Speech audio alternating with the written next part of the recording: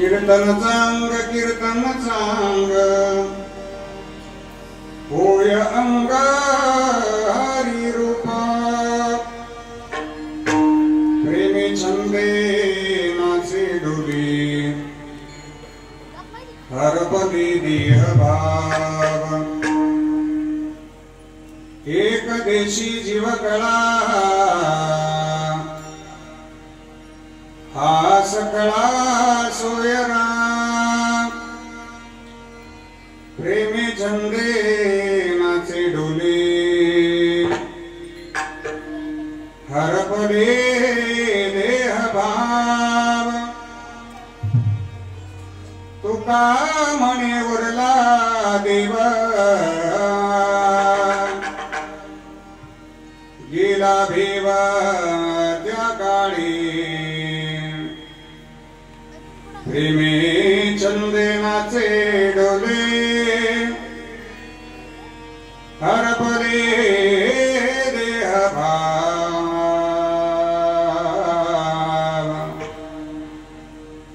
समचरण सरोजम चंद्रनीलांबुदाभम् जगन्निहित पाणिं मंडनं मंडनानां कर्णतुलसीमाला कंदरं पंचनेत्रम् सदयधवदासं विठ्ठलं चिन्तयामि कलावत्न्यचिबोधरारदावतरङ्गरङ्गं वक्त्रम् फलानीशमदापणदार्हदक्षं समाधिस्थमूर्तिं भजे ज्ञानदेवम् नमो सद्गुरु तुकया ज्ञानदीपा नमो सद्गुरु सच्चिदानंद रूपा नमो सद्गुरु भक्त कल्याण मूर्ति नमो सद्गुरु भास्करा पूर्ण कीर्ति गंगा विशुद्धं मितपाद स्पर्शं सरोविष्टितं चुम्बितं पुण्यस्थानं शराले स्थितं तं समाधिस्थमूर्तिं नमामि गंगागिरि योगिराजम् तपो ज्ञान वैराग्य भक्ति स्वरूपम् सदालंकृतं साधु संन्यास योगम् मुखे अस्य वेदान्त सहस्रार्धनित्यम् नमो नारायण गिरिं ब्रह्मस्वरूपम् संपाद्य धनं च विधाय भक्तिं विलोकितोयं समाधिराजः वैराग्यवन्तं सुविचारयुक्तं नमामि जोगं शिरसा गुरुं शरदिन्दुसमाकारे परब्रह्मस्वरूपिणे वासरापीठनिलये सरस्वती नमोस्तुते जयांचे गिरिया स्मरण होय सकळ विद्येंचे अधिकरण तीची बंधू श्रीचरण श्री गुरूंचे ते नमस्कारोनी आता अष्टसिद्धी नवनिधी के दाता असवर दीन जानकी माता राम रसायन तुम्हारे पासा सदा रघु रघुपति के दासा राम लक्ष्मण जानकी जय बोलो हनुमान की सेवेला की सेवक जालो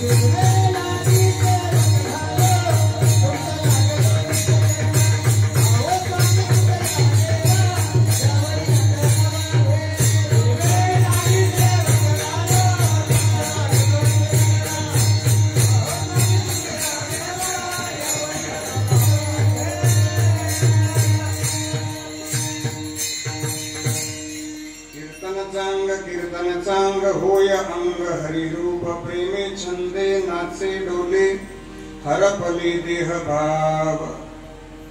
अधिष्ठान दैवत भगवान प्रभू रामचंद्रजींच्या चरणी, भगवान श्री लक्ष्मणजी महाराजांच्या चरणी, आदिशक्ती आदि भगवती सीतामाई मातोश्रींच्या चरणी, भगवान श्री हनुमानजी महाराजांच्या चरणी, भगवान श्री खंडेराय भगवंताच्या चरणी साष्टांग प्रणिपात करतो। मुक्त कैवल्य तेजोनिधी परब्रह्म स्वरूप भगवान श्री ज्ञानोपाराया, जगद्गुरु श्रीमंत श्री तुकोपाराया, योगीराज सद्गुरु श्री गंगागिरीजी महाराज, स्वानंद सपरिवासी नित्य स्मरणीय सद्गुरु श्री नारायणगिरीजी महाराज, राष्ट्रसंत सद्गुरु जनार्दन स्वामी महाराज, श्री समर्थ सद्गुरु किसनगिरीजी बाबा, स्वानंद सपरिवासी नित्य स्मरणीय सद्गुरु जोग महाराज आदी करून वारकरी संप्रदायातील सकल संतांच्या स्मृतीला अभिवादन करतो। श्री क्षेत्र पडेगाव नगरीचं श्रद्धास्थान, परमपूजनीय परमादरणीय परमश्रद्धेय गुरुवर्य महंत श्री श्री 108 पूजनीय रामदासजी बाबाजींच्या चरणी साष्टांग प्रणाम करतो। आजच्या चिंतन सेवेकरता उपस्थित भगवान स्वरूप सर्व श्रोतृवृंद, व्यासपीठावरील उपस्थित आमचे सर्व समस्त भजनी मंडळ, बालगोपाल महाराज मंडळी, ज्येष्ठ गुरुबंधू, भजनी मंडळ, गायनाचार्य, मृदंगाचार्य, श्रीराम भजनी मंडळ, सर्वांच्या चरणी श्रद्धेने वंदन करून आजच्या चिंतन सेवेला प्रारंभ करतो। विठ्ठल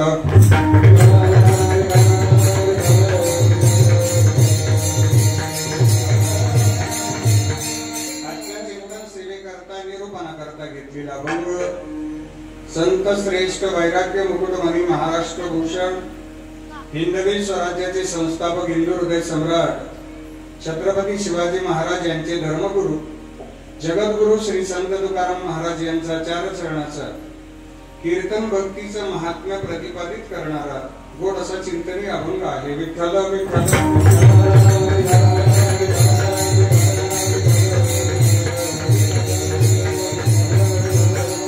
अभंगाचा सरळ भावार्थ आपल्या समोर ठेवतो।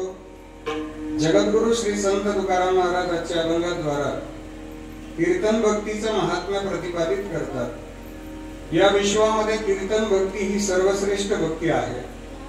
या कीर्तन भक्तीचा पहिला परिणाम आमचं पूर्ण जीवन हरिरूप होईल। अभंगाच्या पहिल्या चरणाचा सरळ भाव, प्रपंचातील देह भावाचा आम्हाला विसर पडेल हा अभंगाच्या दुसऱ्या चरणाचा सरळ भाव।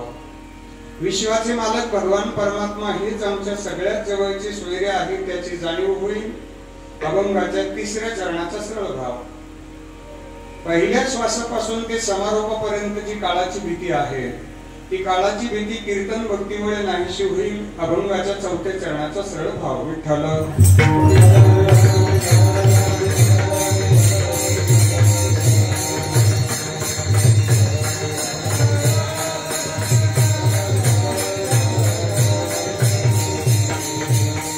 पवित्र भूमी श्री क्षेत्र हनुमानजी महाराजांचं मंदिर, सिद्धेश्वर संस्थान, श्री क्षेत्र पडेगाव भगवंताच्या पवित्र दरबारामध्ये आपणा सर्वांचे श्रद्धास्थान गुरुवर्य श्री श्री 108 स्वामी रामदासजी महाराज कर्नल हरियाणा यांच्या अनंत कृपाशीर्वादाने वैकुंठवासी हरिभक्ती पारायण परमपूजनीय श्री मच्छिंद्रनाथ महाराज पैठणकर यांच्या प्रेरणेने समस्त ग्रामस्थ मंडळी, उदार अन्नदाते, दिनगीदार, भजनी मंडळ, गावातील सर्व तरुण मित्र मंडळ, श्रीराम भजनी मंडळ यांच्या सुंदर नियोजनाने संपन्न होणारा हा अखंड हरिनाम सप्ताह श्री ग्रंथराज ज्ञानेश्वरी पारायण सोहळा वर्ष 80वे भव्य आणि दिव्य परंपरा असलेला आपला हा सप्ताह आहे। श्रीराम भजनी मंडळ अध्यक्ष श्री अक्षय रमेश पाटील बनकर, उपाध्यक्ष श्री अण्णासाहेब खंडू सुसरे, कार्याध्यक्ष हरिभक्ती पारायण भगवानजी राऊत आणि व्यासपीठ नेतृत्व हरिभक्ती पारायण सुवर्णाताई बनकर आणि त्यांचे सर्व सहकारी सदाशिव महाराज रामकुंवर, निखिलजी महाराज बनकर आणि संदीपजी महाराज नागपूरकर, हरिभक्तीपरायण संपूर्णताई नागपूरकर या सर्वांच्या व्यासपीठ नेतृत्वाने हा उत्सव या ठिकाणी संपन्न होतोय। या उत्सवामध्ये आज 6वा दिवस आहे। 6व्या दिवसाची सेवा, तुमच्या सर्वांच्या दर्शनाचा, बाबाजींच्या सेवेचा योग आपल्या पडेगावचे भूषण सामाजिक कार्यकर्ते आदरणीय किशोर नाना बनकर पाटील यांनी आग्रह केला आणि आजच्या कीर्तन सेवेचा योग आला। श्री क्षेत्र पंचाळी, तालुका सिन्नर, जिल्हा नाशिक या ठिकाणी सद्गुरू गंगागिरीजी महाराजांचा 177वा अखंड हरिनाम सप्ताह सुरू आहे। त्या सप्ताहाच्या माध्यमातून आम्ही सर्व गुरुबंधू मंडळी त्या सप्ताहाच्या कार्यक्षेत्रावर थांबतो सेवा करण्याकरता, परंतु किशोर नानांचा आग्रह झाल्यामुळे आज तिथून इथपर्यंत येणं, पुन्हा कीर्तन आटोपले की तिथपर्यंत जाणं, तुमच्या सर्वांच्या सेवेचा नानांनी हट्ट धरला आणि गोड असा योग आला। मी समस्त ग्रामस्थ पडेगावकरांचं सर्वप्रथम अभिनंदन करेन। त्याचं कारण आपण कीर्तन सेवेची वेळ ही 7 ते 9 केली, त्याबद्दल आपलं मनस्वी खूप खूप अभिनंदन। आणि त्यानंतर आपल्याला भोजन प्रसादाची व्यवस्था आहे, संत पूजनाची व्यवस्था आहे। समस्त मुस्लिम बांधव श्री क्षेत्र पडेगाव या मुस्लिम बांधवांची आज आपल्याला पंगत आहे। टाळी वाजून आपण त्यांचं स्वागत करूया। सर्व धर्म समभाव आपल्या गावामध्ये आपल्याला पाहायला मिळतो। त्या माध्यमातून माझे सर्व मुस्लिम बांधवांना अंतःकरणापासून मी ग्रामस्थांच्या वतीने धन्यवाद देतो। सेवेकरता उपस्थित गायनाचार्य आमचे जिल्हा मित्र हरिभक्तीपरायण माऊली महाराज कदम, गायनाचार्य भजन सम्राट माझे जीवलग मित्र, माझ्यावर भावासारखं प्रेम करणारे व्यक्तिमत्व हरिभक्तीपरायण अनिलजी महाराज गुंडरे, गायनाचार्य भजन सम्राट हरिभक्तीपरायण दीपकजी महाराज सोमसे, त्याचबरोबर गायनाचार्य हरिभक्तीपरायण मंगेशजी महाराज वाघ श्री क्षेत्र चितळी, त्याचबरोबर त्यांच्या बरोबर आहेत हरिभक्तीपरायण ओम महाराज आहेत, सोपान महाराज आहेत, संदीप महाराज आहेत आणि हरिभक्तीपरायण पंडोरे महाराज, त्यांच्याकरता एक स्पेशल टाळी वाजवली। आपल्या सर्व विद्यार्थ्यांना, आपल्या गावातील सर्व बालगोपाळांना ते हरिपाठातली पावली शिकवतात, हरिपाठ शिकवतात, ताल शिकवतात। मुलांना संस्कार देण्याचं पवित्र कार्य पंडोरे महाराज करतात, म्हणून त्यांना मी अंतःकरणापासून वंदन करतो। कारण आपल्या गावामध्ये पुढे टाळ वाजवण्याकरता आपली तरुण पाहिजेत, आपल्या घरातील सदस्य पाहिजेत, गावकरी पाहिजेत। ही सगळे तरुण पाहिल्यानंतर पडेगावचं पुढचं वारकरी वैभव हे अतिशय चांगलं असणारच आहे, यात काही शंका नाही।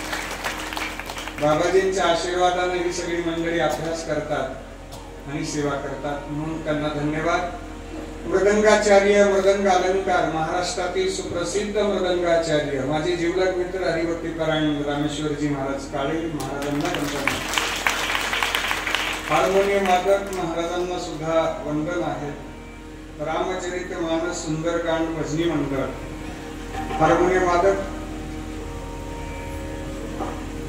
अशोकजी महाराज आहेत, आपल्याला सुद्धा वंदन। बनसोडे दादांची साऊंड व्यवस्था आहे, त्यांना धन्यवाद। गावकरी मंडळींना अंतःकरणापासून वंदन। माझ्या माता बहिणी, गावातील सर्व ज्येष्ठ मंडळी, तरुण मित्र मंडळ, श्री क्षेत्र लाडगाव वरून आमचे शेखरदादा खरात पाटील उपस्थित आहेत, शेखरदादांना धन्यवाद। त्याचबरोबर कानेगाव वरून शेखरदादा उपस्थित आहेत, लाडगाव वरून सुदाम काका उपस्थित आहेत आणि प्रसन्न दादा आहेत, त्यांनाही धन्यवाद आहे। परिसरातून आलेली सर्व मान्यवर मंडळी आहेत, साई अमृत उद्योग समूहाचे सर्व आदरणीय राजेंद्रजी पाटील बनकर, त्यांनाही विशेष धन्यवाद देतो। आमचे काळे साहेबांना सुद्धा वंदन आहे बरं, काळे साहेबांचे सर्व सहकारी, आपल्याला सुद्धा अंतःकरणापासून वंदन करतो आणि सेवेला प्रारंभ करतो। मस्तक हे पाया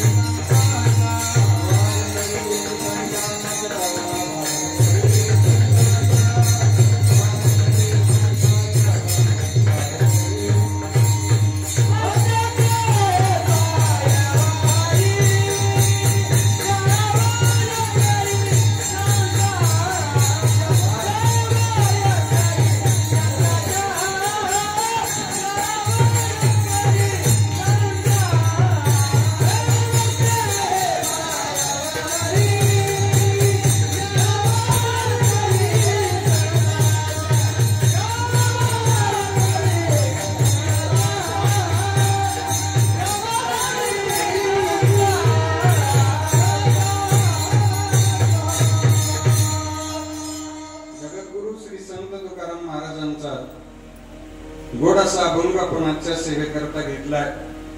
महाराजांनी अभंगामध्ये कीर्तन भक्तीचं महात्म्य प्रतिपादित केलं. कीर्तन म्हणजे काय हा पहिला प्रश्न. यावत जीवानं भगवंताचं एकांतात केलेलं भजन आणि लोकांतात केलेलं भजन त्याला म्हणतात कीर्तन. मग ते एकांतात असो नाही तर लोकांतात असो, आपलं अंतःकरण भगवंताशी एकरूप होण्याकरता केलेली पवित्र सेवा त्याला म्हणतात भजन, त्याला म्हणतात कीर्तन. कीर्तनाचे 3 प्रकार आहेत. पहिले नामसंकीर्तन, दुसरे गुणसंकीर्तन आणि तिसरं आहे लीला संकीर्तन. नामसंकीर्तन हे स्वतः आपण भगवंताचं केलेलं भजन एकांत असो लोकांत असो. नामसंकीर्तन साधन पै सोपे जळतील पापे जन्मांतरीची.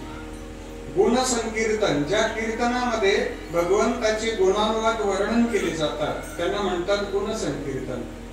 लीला संकीर्तन ज्या कीर्तनामध्ये अखिलकोट ब्रह्मांड नायक भगवान श्रीकृष्ण परमात्म्यांनी गोकुळामध्ये केलेल्या लीलांचं वर्णन केलं जातंय त्याला म्हणतात लीला संकीर्तन. चरित्र ते उच्चारावे केले देवे गोकुळी.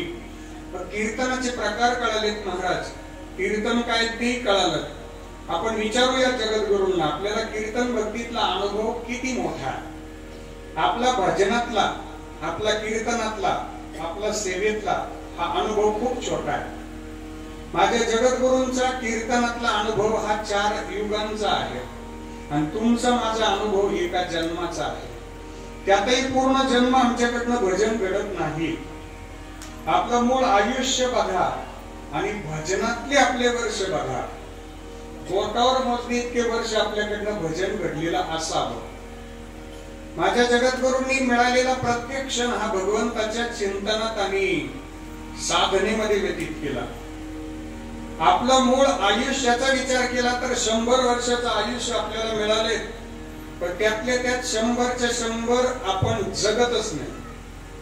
तेवढं रेकॉर्डली 100 आहे, पण प्रत्यक्षात तेवढं जगतो का आपण? नाही जगत. पहिली मंडळी जगायची 100 पर्यंत. दीपक दादा आताची मंडळी 100 पर्यंत जगणं हा दुर्मिळ योग आहे. हे आपल्याला पुराणाचा दाखला देईल. भगवंताने युगानुयुगे आयुष्याची आकडेवारी कमी केलेली आहे. कृतयुगामध्ये 1,00,000 वर्षाचं आयुष्य होतं या देहाचं. किती वर्षाचं? 1,00,000 वर्ष. देवाने 1 शून्य कमी केला, कारण कोणी भजन करेना, कोणी माझ्यापर्यंत येणार. 1 शून्य काढला त्रेतायुगामध्ये. किती राहिले खाली आता? 1,00,000 आता शून्य काढून घेऊ आपण. किती आला आकडा? 10,000 वर्ष.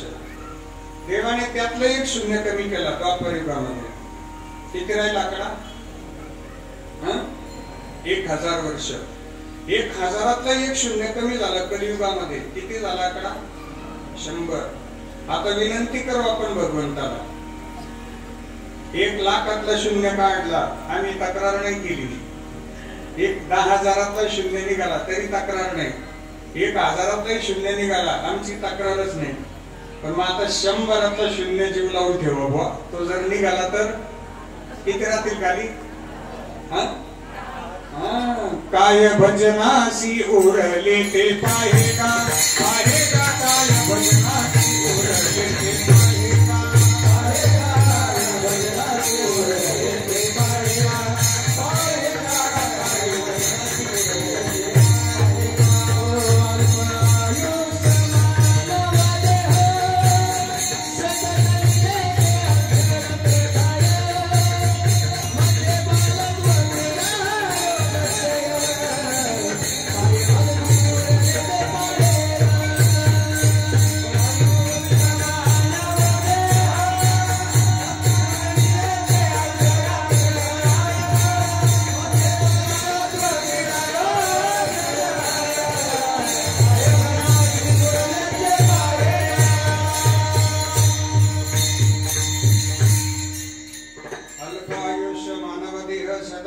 ते अर्धरात्र खाय मध्ये बालत्व पीडा रोगक्षय काय भजनासे उरले पाहेगा.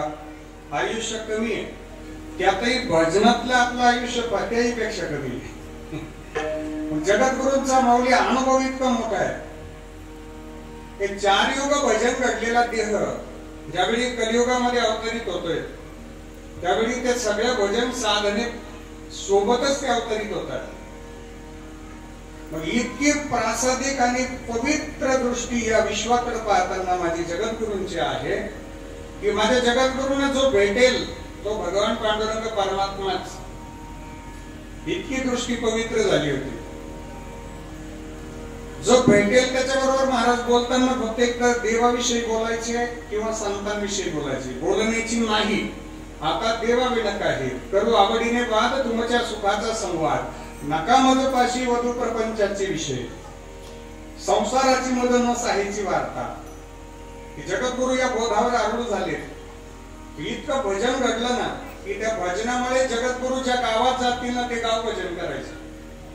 जगद्गुरु ज्याच्या सानिध्यात जातील ना तो नास्तिक असू द्या तरी तोही भजन करायला लागायचा. कारण ही ताकद होती. जसं पडेगाव मध्ये आल्यानंतर सगळ्यात पहिले आपल्या सगळ्यांना किंबहुना आम्हा सर्वांना आठवण कुणाची होत असेल तर ती पूजनीय बाबाजींची होत असते. कारण आपल्या सगळ्यांना भजनाला हनुमान चालीसा घ्यायला, हरिपाठ घ्यायला, पारायण करायला आग्रह करणारी महात्मे बाबाजी असताना सप्ताहामध्ये आपण मला सेवेची संधी दिली होती. त्यावेळी ती सेवा इतकी उल्लेखनीय ठरली. त्याही कीर्तनात मी बोललो होतो आणि आज मी पुन्हा आपल्याला आठवण करून देईल. प्रसन्नता महाराष्ट्रभर कीर्तन होत राहतील, पण महाराष्ट्रभर होणारी कीर्तन ही धर्ममंडपातली कीर्तन आहे आणि पडेगाव मधलं बाबाजींच्या समोरचं कीर्तन हे देवघरातलं कीर्तन. मला जर विचारलं ना की तुमच्या जीवनातला सगळ्यात श्रीमंत क्षण कोणता, की जो क्षण तुम्ही शेवटच्या श्वासापर्यंत विसरणार नाही, असं श्रीमंत क्षण कोणता, असं जर मला प्रश्न केला तर मी सगळ्यात पहिले उत्तर देईल पडेगाव नगरीमध्ये बाबाजींच्या समोर केलेलं कीर्तन हाच माझ्या जीवनातला सगळ्यात श्रीमंत क्षण. बाबाजी जरी हरियाणाला असले तरी त्यांचं अंतःकरण पडेगाव मध्येच येतात. माझं फोनवर बोलणं झालं बाबांबरोबर. मी आशीर्वाद घेतले नंतरच पेटा बांधला. बाबा चातुर्य लपवी महत्व हरिवी पिसेपणा मिरवी जगा माझी, असे या महात्म्यांचे लक्षण आहे की जे आपल्याला सहज बोलता बोलता बोलता बोलता परमार्थाच्या 4 गोष्टी सांगतात. सहज बोलणे हित उपदेश करून सायास शिकवले. सोप्यातला सोपा परमार्थ बाबाजींनी आपल्याला मळ्यात बसल्या बसल्या शिकवला आणि त्या परमार्थाचं प्रासादिक रूपांतर आज आपल्याला पडेगाव नगरीमध्ये या सगळ्यांच्या उपस्थितीमध्ये पाहायला मिळत आहे. हा एका सिद्ध महापुरुषाच्या, एका साधूच्या सेवेचा प्रसाद असतो. दादा तुम्ही भाग्यवान आहात की तुम्हाला एका संत महात्म्यांची सेवा करण्याचं भाग्य प्राप्त झाले. हो, भाग्यवान आहात. या महात्म्यांचं जीवन हे फक्त तुमच्या माझ्याकरता असते. त्यांची दृष्टी ही फक्त त्यांचं अंतःकरण एकच चिंतन करत असते की बुडत हे जन न देखवे डोळा, येतो कळवळा म्हणून या. जगद्गुरु श्री संत तुकाराम महाराजांची नजर होती. एरे सुखे रुसे एकांताचा वास, नाही गुणदोष अंगाई दे, वृक्षवल्ली आम्हा सोयरे वनचरे, वृक्षवल्ली आम्हा सोयरे वनचरे, पक्षी सुस्वरे आळवी ती, वृक्षवल्ली आम्हा सोयरे वनचरे. आकाश मंडप पृथ्वी आसन,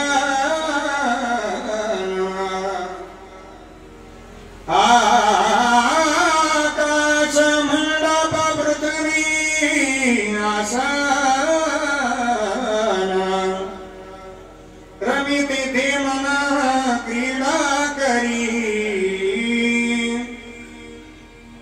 तुका म्हणे होय मनाशी संवाद,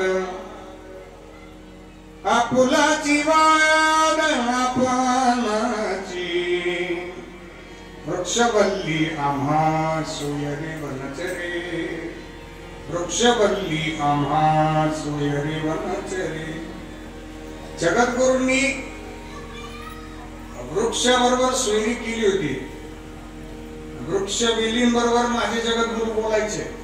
आपण एखाद्या झाडाबरोबर बोललो का कधी? किंवा आपल्या बरोबर झाड बोललं का? आपल्या बरोबर कधी माणसंच बोलत की नाही तेव्हा झाडाचं भरला राहिला. कधी कधी माणसं बोलायची पंचायत, झाड काय बोलणार आपल्या बरोबर? माझ्या जगद्गुरू बरोबर वृक्ष बोलायचे, वेली बोलायच्या, पशु पक्षी बोलायचे.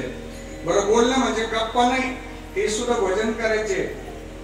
पक्षी ही सुस्वरे आळविती, सुस्वरात, काळी दोनच्या स्वरात आळविती.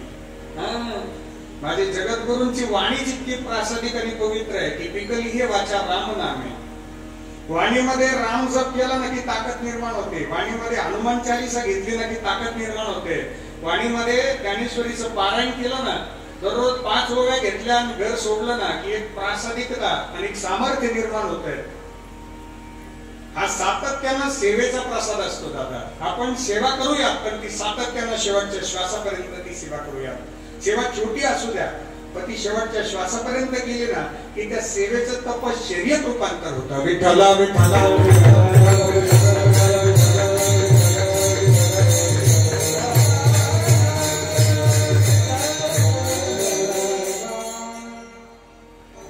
वृक्षांबरोबर बोलायचे. सप्ताह कमिटीचा आणि ग्रामस्थांचा एक चांगला उपक्रम मला फार आवडला. आपल्याला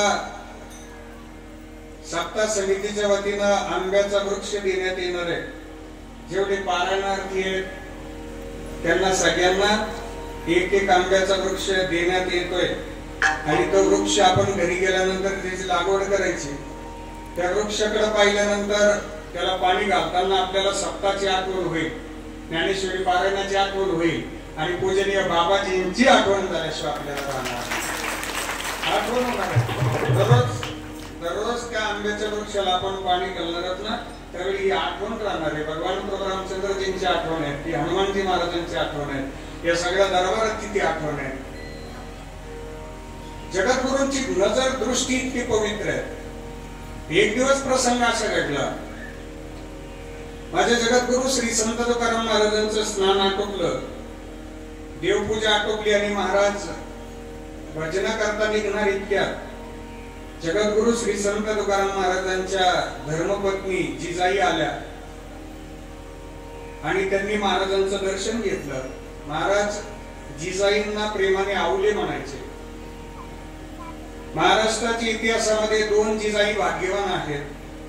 एका जिजाईने आपल्या कपाळावरचं कुंकू या महाराष्ट्राला दिलं, म्हणून या महाराष्ट्राला पंचम वेद जगद्गुरु श्री संत तुकाराम महाराजांच्या गाथ्याच्या रूपानं पाहायला मिळाला. त्या जिजाई म्हणजे जगद्गुरु श्री संत तुकाराम महाराजांच्या धर्मपत्नी. आणि दुसऱ्या जिजाई भाग्यवान आहेत की ज्या जिजाईने स्वतःच्या पोटचं लेकरू या महाराष्ट्राच्या भूमीला दिलं. म्हणून तर आज आपण कीर्तन करतोय. या लेकरानं तब्बल 361 किल्ले तुमच्या माझ्या करता जिंकले, पण एकाही किल्ल्याला स्वतःचं नाव न देणारे या विश्वातले एकमेव एक राजे छत्रपती शिवाजी महाराजच आहेत. त्यांच्या मातोश्री जिजाई भाग्यवान आहेत. विठ्ठला विठ्ठला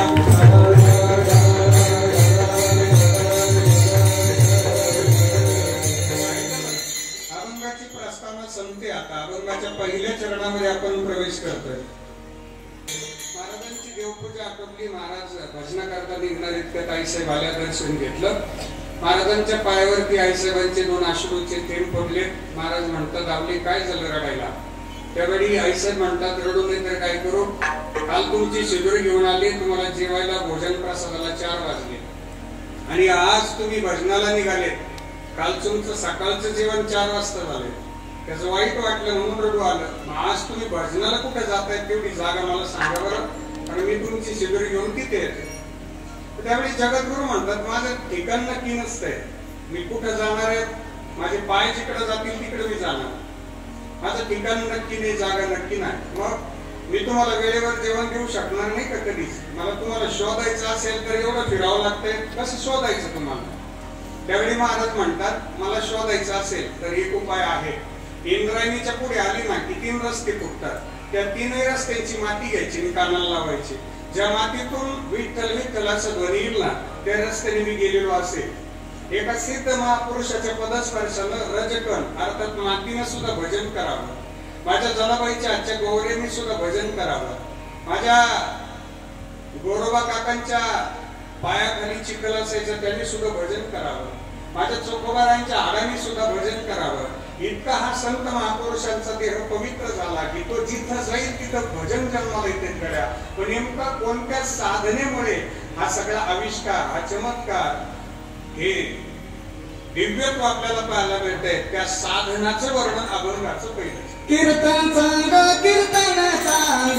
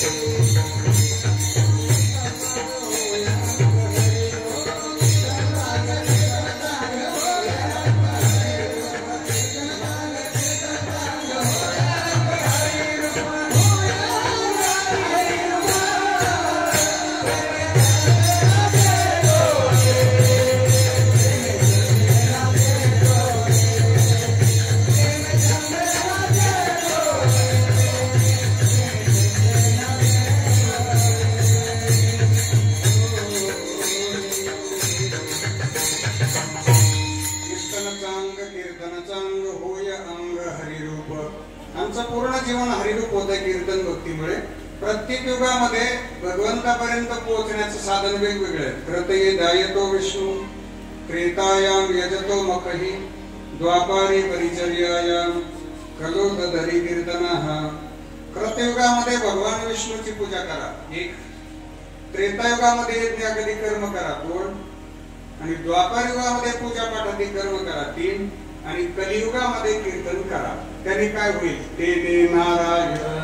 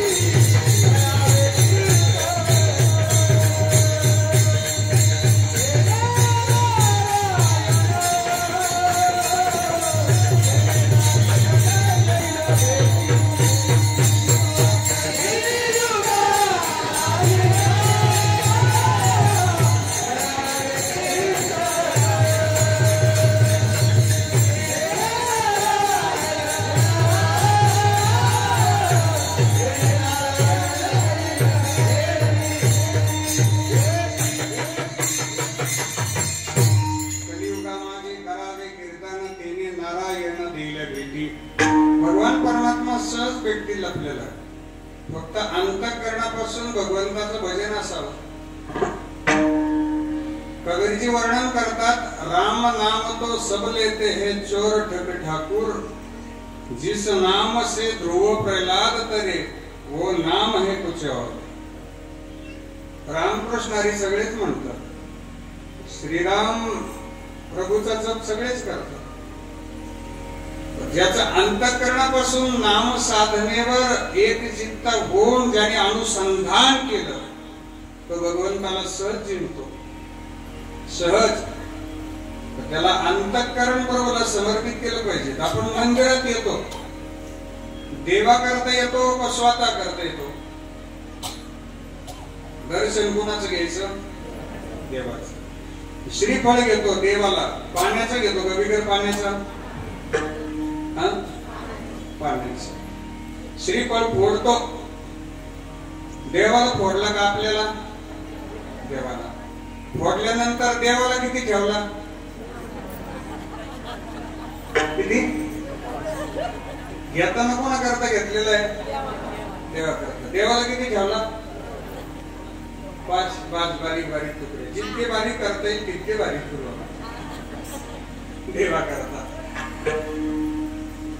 तोरडे सर त्याची पुढची गंमत अशी आहे, तो श्रीफळ फोडला आणि तो जर खराब निघाला मग कोणाला? शाबास. म्हणजे खराब निघाला तर त्यांना पावला, चांगला निघाला तर मला गावला. विठाला विठाला विठाला.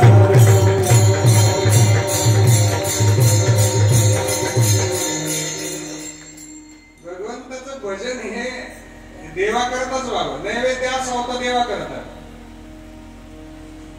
भगवंताला वस्तूची भूक नाहीच आहे.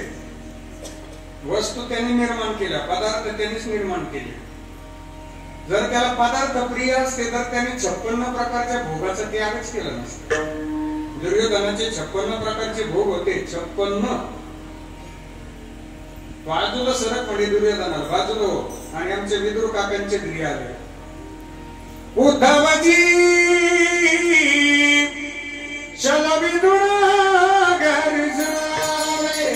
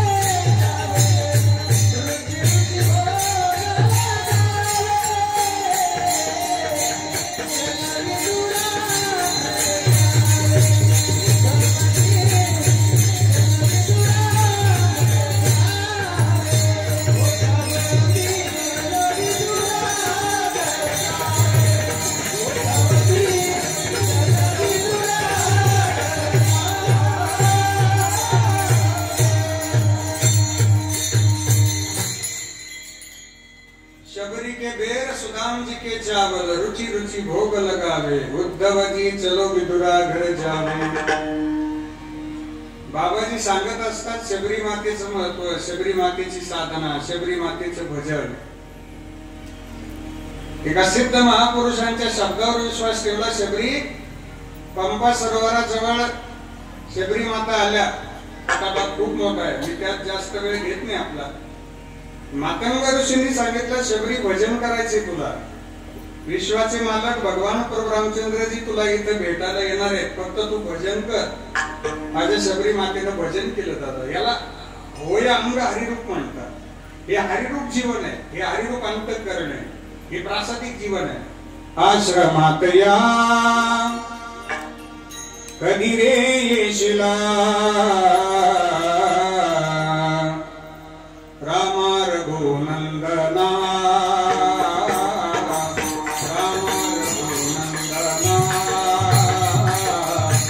आश्रमातया कधी रे शिला, आश्रमातया कधी रे शिला रामा रघुनंदना, रामा रघुनंदना.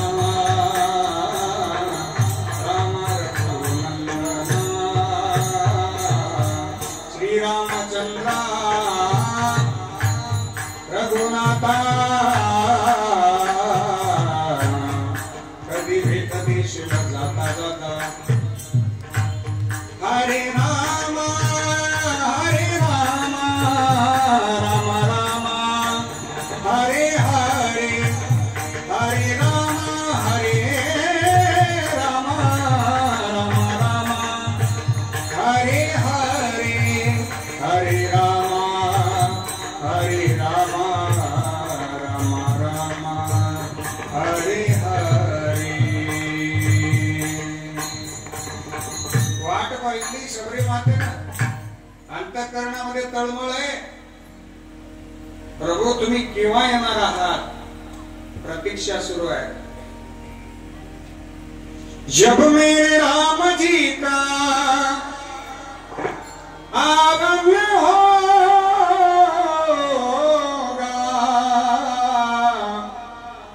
शबरी की कुटिया का पावन होगा. आएंगे रघुराई तो मैं आसन पर बिठाऊंगी, मीठे मीठे बेर अपने हाथों से खिलाऊंगी. साथ साथ लखन जी का दर्शन होगा, शबरी की कुटिया का पावन होगा. शबरी मातेची बोरं खाल्ली. ऐका महिमा आवडीची बोरे घाय भिल्लडीची. बोरच फळ का घेतलं?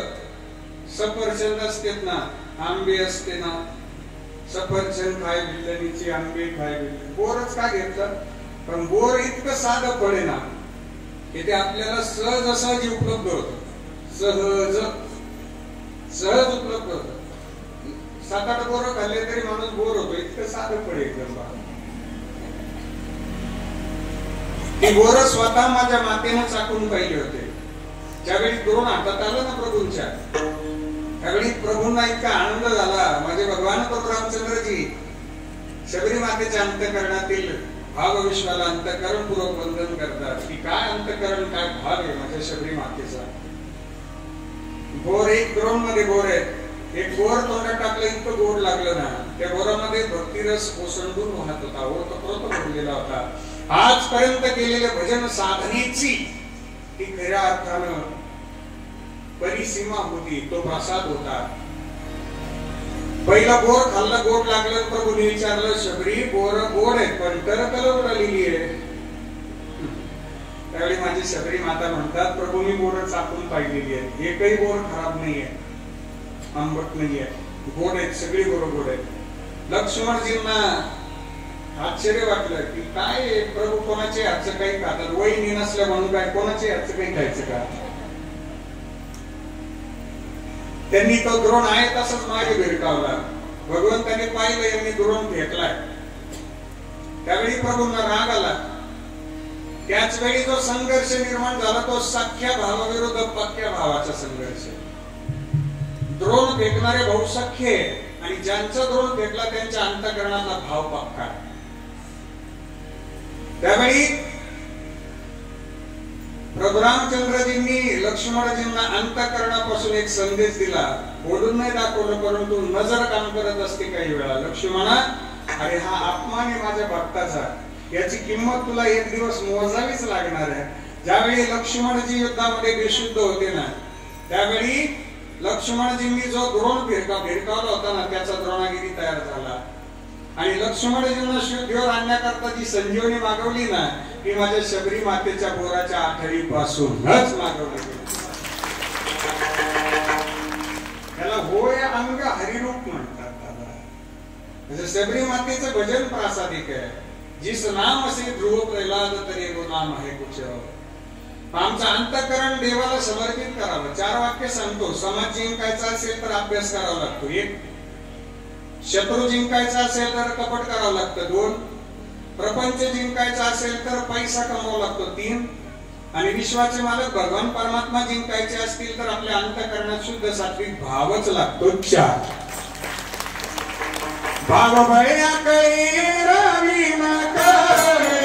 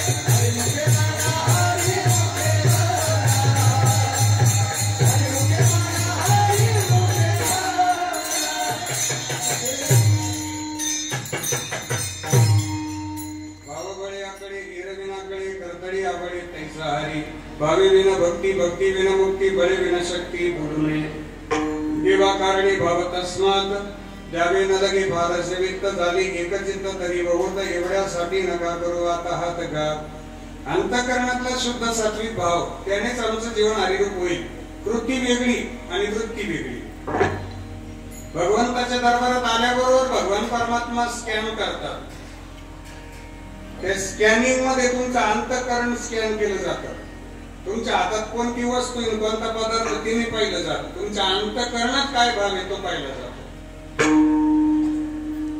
वस्तू कमी अधिक असू द्या पण अंतःकरण देवाला शुद्ध पाहिजे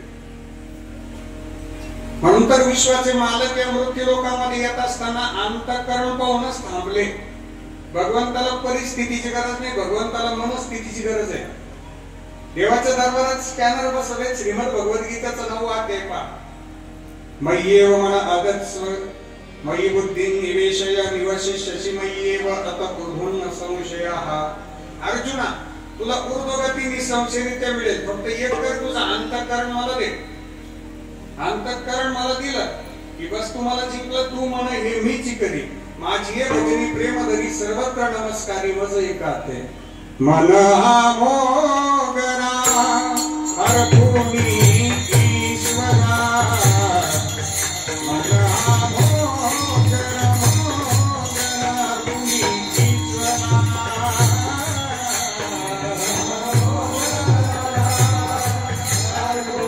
ईश्वरा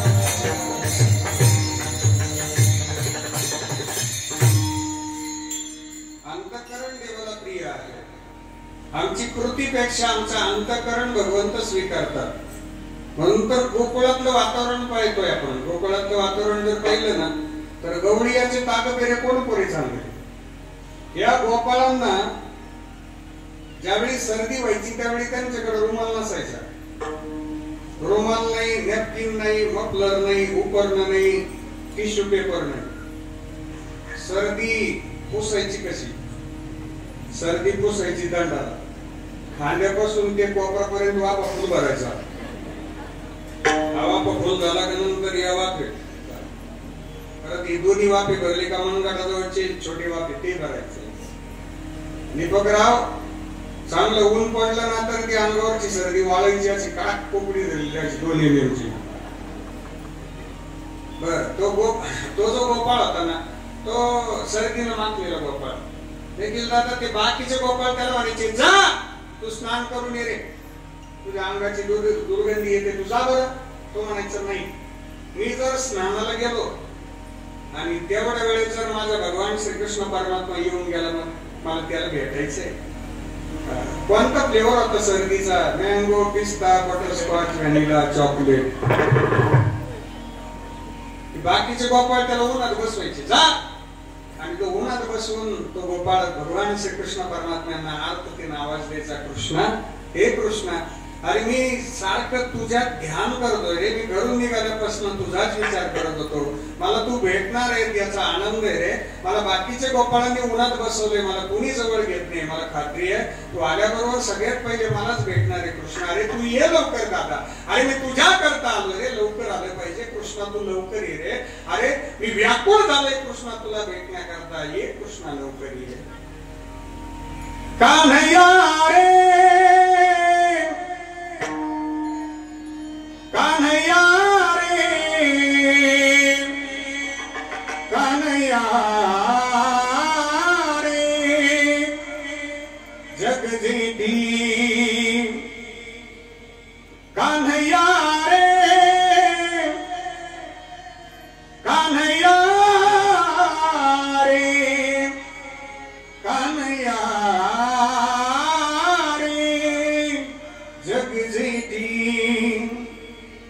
कान्हैया रे जग जेठी देई भेटी कवेळा कृष्णा तू आलं पाहिजे रे कृष्णा रे ये लवकर दादा कान्हैया रे कान्हैया रे कान्हैया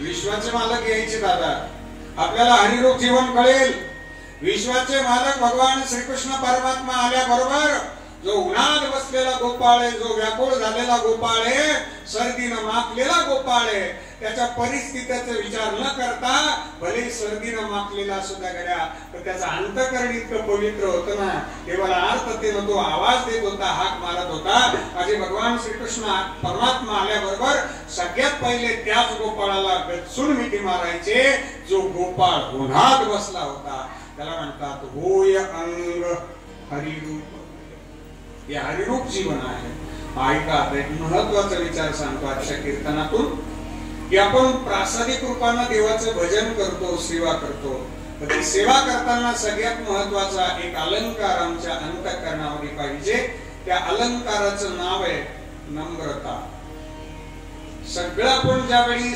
भगवंताच्या चरणी समर्पित करत असतो ना त्यामध्ये नम्र भाव असावा त्यामध्ये विनम्रता असावी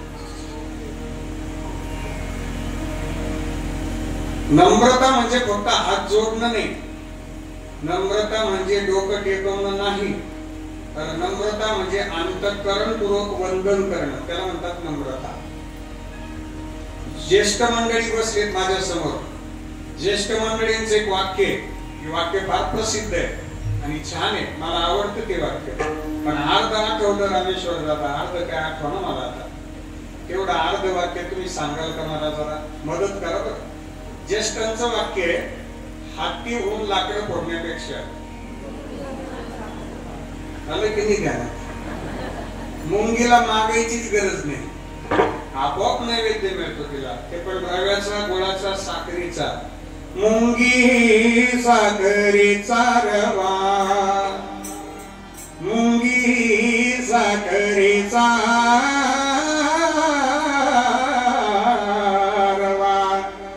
लहानपण एका देवा लहानपण एका देवा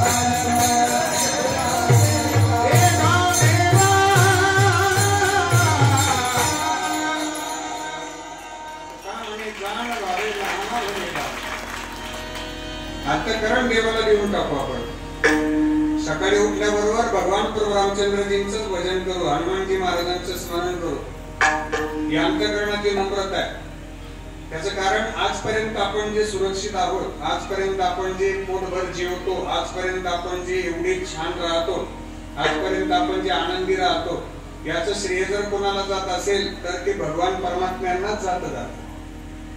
हा, मी पडेगावला आलो असं मी म्हणू शकत नाही. मला हनुमानजी महाराज इथपर्यंत घेऊन आले. मीच एक करता म्हणून आहे.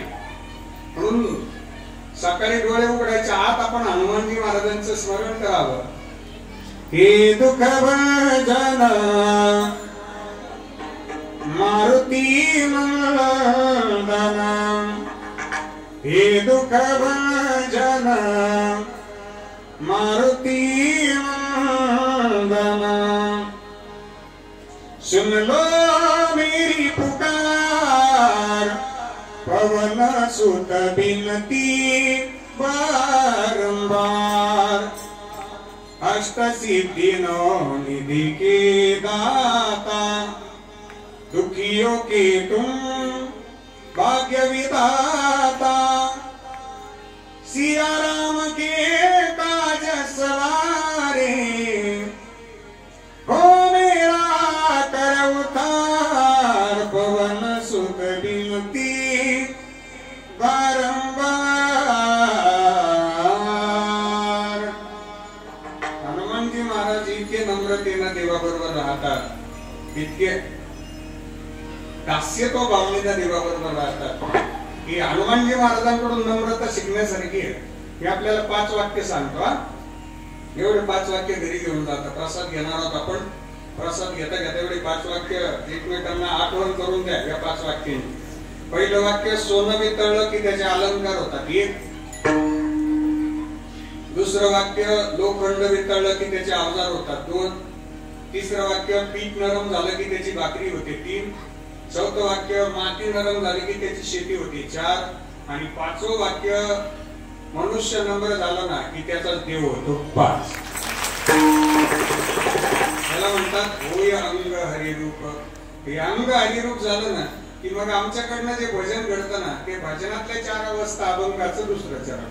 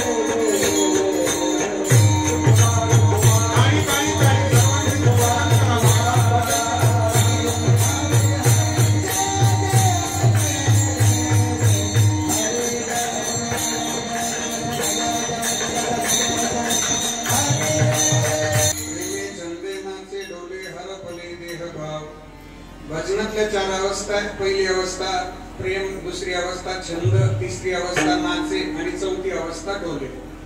आपल्याला भगवंताविषयी अंतःकरणामध्ये जी अवस्था व्याकुळ करणारी अवस्था आहे तिला म्हणतात प्रेम.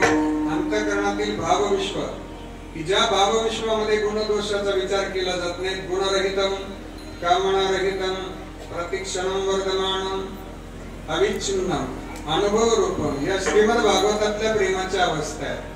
भगवंताला जे प्रिय आहे ती पहिली अवस्था प्रेमे, दुसरी छंद, भगवंताच्या नामस्मरणाचा छंद लागवा, तिसरी अवस्था नाचे. नाचू कीर्तनाचे रंगी ज्ञानदीप लावू. आपल्याला परत जर पुढच्या जन्मात भजन करायचं असेल तर कोणाचा वशी लावा लागेल? पुढचा जन्म जर पडेगाव नगरीतच घ्यायचं ठरला आपला तर कोणाचा वशी लावा लागेल? पुढचा जन्म. अरे मामा लाडगावला जर परत जन्म घ्यायचा ठरला पुढचा तर आपल्याला शक्य नाही येते. मला सुद्धा परत जन्म घेता येणार नाही. मग याच जन्मामध्ये आपल्याला हा भजन भक्तीचा आनंद आहे. नरदिया दुर्लभ जाना शतवर्षाची गणना त्यामध्ये दुःख यातना तुम्ही आठवा मधुसूदना. तुम्ही वासुदेव वासुदेव म्हणा, तुम्ही वासुदेव वासुदेव म्हणा.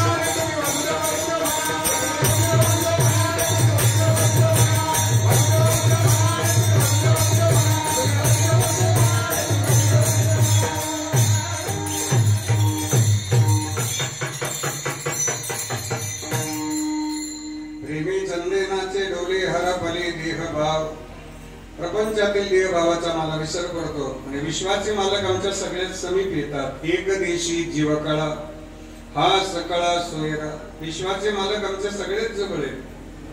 माझ्या हनुमानजी महाराजांनी एवढं भजन केलं ना की देवाच्या चरणाजवळच त्यांना जागा आहे.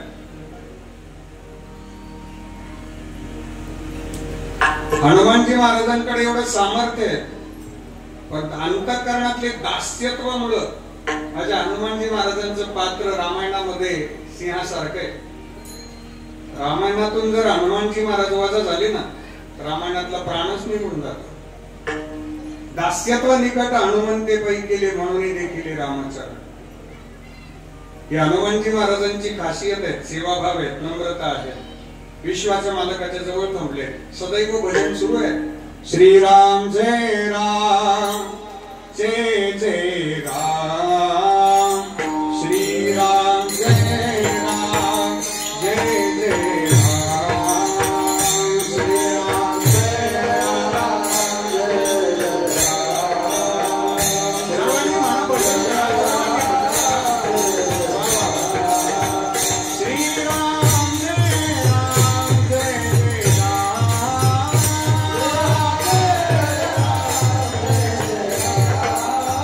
आवाज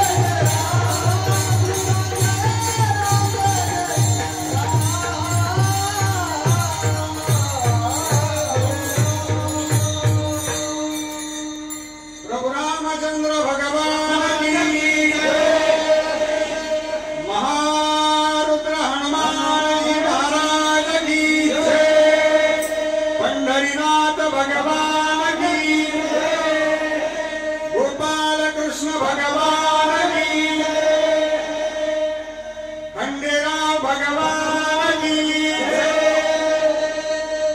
नमः पार्वती पते हर हर।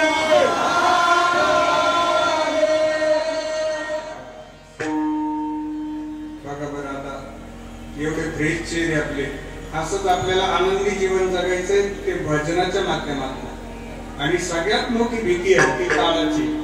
कीर्तन भक्तीचा पहिला परिणाम आमचं जीवन हरिरूप झालं। एक, आम्हाला प्रपंचाचा विसर पडून गेला। दोन, भगवंत आमच्या जवळ आले। तीन, आणि काळाची भीती नाहीशी झाली। चार, तुका म्हणे गुरला देव गेला बेव त्या काळी, प्रेमी चंद्रिनाचे डोले हरपले देह भाव। तुका म्हणे गुरला देव